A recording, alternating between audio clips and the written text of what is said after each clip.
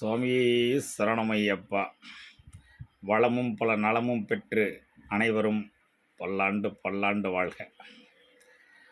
இன்று காலையில் கோடையின் தாகம் அதிகமாக இருந்த நேரத்தில் இன்று காலையில் 7:30 மணி முதல் 8 மணி வரை நல்ல மழையாகவும் 8 மணி முதல் 8:30 மணி வரை சிறிய தூற்றலாகவும் தூறி வெயிலின் தாகத்தை குறைத்து விட்டது இயற்கை.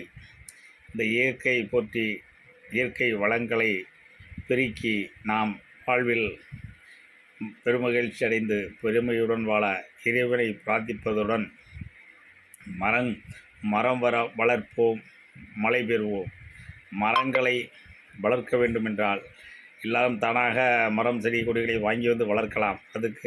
அப்படி வாங்குவதற்கு யாருக்கும் ஒரு மரத்தை வளர்ப்போம் என்ற மனம் நிலை ஏற்படுவதில்லை. அதனால் நான் ஒன்றை சொல்லிக்கூட ஆசைப்படுகின்றேன்.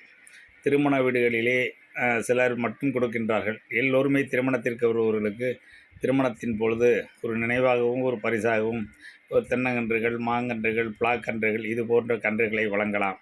அதுபோல் சபரிமலைக்கு செல்கின்ற சாமிகள் 18ஆம் வருஷம் ஐயப்பன் கோவிலில் கொண்டு தென்னங்கன்றை செலுத்துகின்றார்கள்.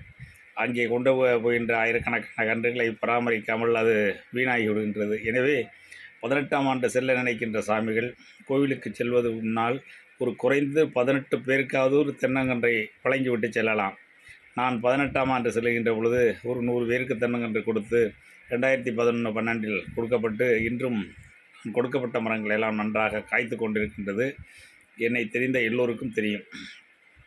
அதுபோல் பள்ளி கல்லூரிகளில் விழாக்கள் நடைபெறுகின்ற பொழுது அந்த பள்ளியில் வெற்றியிலே தேர்வு பெறுகின்ற மாணவர்களுக்கு தென்னங்கன்று இது மாதிரி பிளாக்கன்று போன்றவற்றை பள்ளியில் இருந்து பரிசாக கொடுத்தால் அந்த மாணவர்கள் அவர்கள் இல்லத்தில் கொண்டு அந்த மரங்களை நட்டு விடுவார்கள்.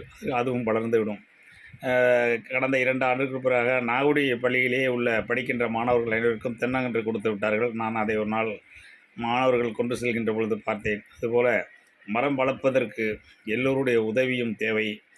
மரம் வளர்த்தால் நாடு செழிக்கும், வீடு செழிக்கும், வீடு செழித்தால் நாடு செழிக்கும், நாம் எல்லோரும் செழிக்கலாம், மாதம் மும்மாரி பெய்யும் என்று கூறி மரத்தை வளங்கள். பாலித்தன் பை கேரிப்பைகளை ஒழியுங்கள்.